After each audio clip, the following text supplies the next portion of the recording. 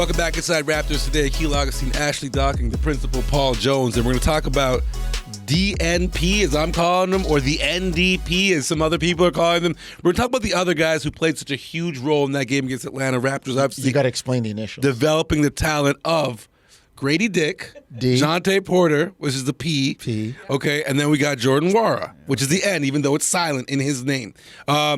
I want to start with Nwora because he was kind of the star of that game. This is a guy who I was really disappointed that we hadn't seen a lot of him as of yet, and we didn't really know what we got in that player in the trade. And now we've finally seen extended minutes. Jonesy, I know you've spoken to Jordan. You knew his dad, who was the coach of the Nigerian national team. Talk to me about what you understood about this guy before you saw him last night, because I'm impressed.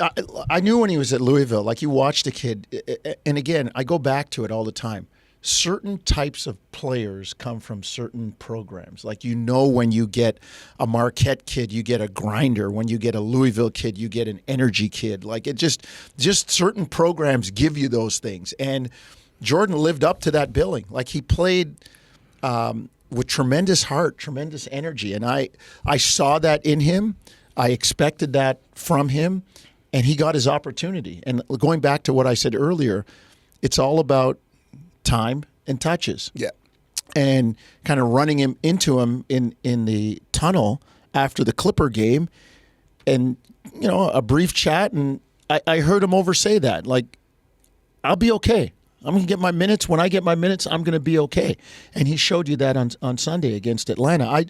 He can shoot it. He can put up points. I like the way he plays. Like, everything about him. Just there's an energy about him and a willingness to do whatever it takes to win, and that's never a bad thing. He put up 25 in one quarter with the Pacers when he was still with them. That was a franchise record since like the 96-97 season. So when he gets the opportunity and he gets the looks, he can score, as you said. We saw the highlight tape. He's hitting from the corner. I thought he had a really good command on the ball with his handle. He had a couple moves in his bag, little spin move, crossover, hesitation, whatever the case may be. So I think that he seems like he's very well-rounded. And of course, there's opportunity to develop for all of these guys that you talked about, the DMP, but he seemed like he was more seasoned than maybe some other bench players that we've seen in the Toronto lineup this year. And that was nice to see, because when things are as hectic as they can be with this Raptors group, and when you're playing a game where the pace is important, when you're in transition and you're running as much as you can, and that's how you're going to get a lot of your points, it's nice to have players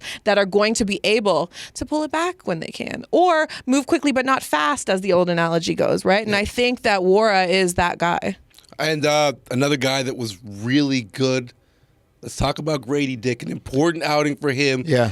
Much maligned at times, spent some time with the G League, 905, but last night we saw 15 points, not a career high, 16 he got in the third game against Philly.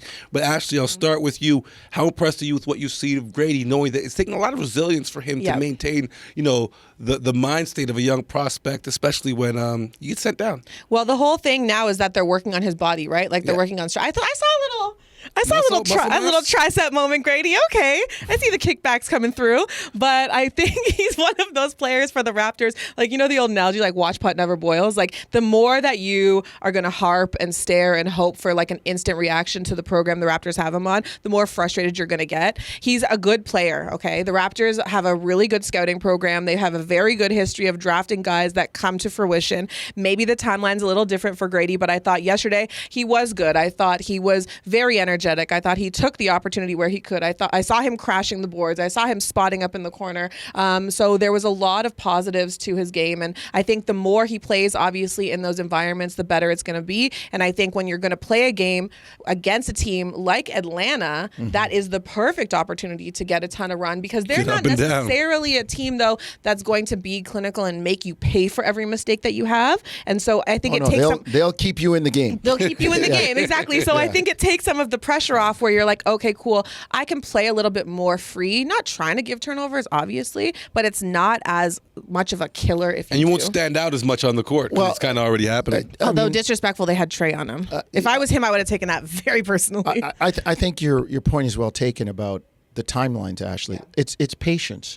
Like, everybody, and I say this, like, 2 years ago, Gradey was getting ready for the prom. Like, he's playing varsity a season ago. Yeah, it's like it's AAU, 1 year at Kansas. Now you're playing with grown men. Best in the world. That are like the serious business. These cats are playing for money. This is not, oh, there's time here. And it's the old Charles Oakley line who said, you can come to the league young, but just realize we're playing for groceries here. Like this is money time. That said, Gradey, you got to be patient with him, but he was able to play through mistakes yesterday. Yeah. Right? We know the worst thing is to make a mistake and be running back and look and see somebody coming to the scorer's table for you, right? Killer. It is the worst. And with limited resources yesterday and being put in the game, he knew that I got some runway here. It's not necessarily going to be a quick hook if I make a mistake. Our philosophy in terms of this game or maybe going forward has changed a little.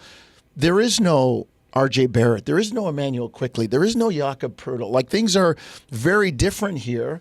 So let me relax and go out and play. And I thought he did some really, really good things. Quickly, Ashley, I don't think I've talked to you about Jontay Porter finally back from the eye injury, and it looks like his vision's perfectly fine because he's shooting the ball. He's sniping it from distance. I think he's similar to Nwora when I'm talking about someone who's been marinating a little bit longer, right? And he's been waiting for this opportunity. So I think the poise is there. I feel as though the maturity is there. You see a little bit of everything, which I like. 3 out of 4 from 3. He has some points. He's going to crash the boards and get some rebounds. He feels like the kind of guy who you can give a role to on any given day, and he's going to execute that in that moment. He's a good ball mover, too. Do you know what I mean? Yeah. Like he's not going to be necessarily a specialist where it's like, I know that you can shoot a 3 and that's all you can do. It's like, okay, I need some 3-point shots today. Cool. I need you to get on the board today. Okay. So he's going to be able to kind of spread his expertise around. Maybe he's not going to be top of the class and everything per se. Doesn't need to be. But he doesn't need to be. Yeah. Exactly. He can do what you need in that moment. And that is super valuable in the NBA. That's super valuable if you're coming off the bench in particular. All right, let's check in with the rest of our Toronto Raptors right now. Walk me through the final 2 possessions, the one that you had the assist to Scotty and then the last play. I mean, it was crazy. It happened so fast. A game like that where, both teams are so competitive. Those are the fun moments, of a season. But, I mean, all I remember is going up for a rebound. I probably should have, grabbed it with 2 hands.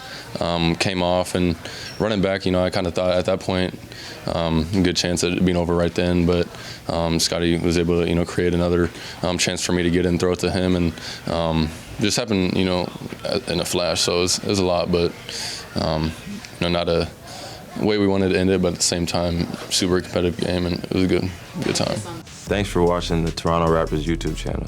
Check out our latest video and subscribe for more.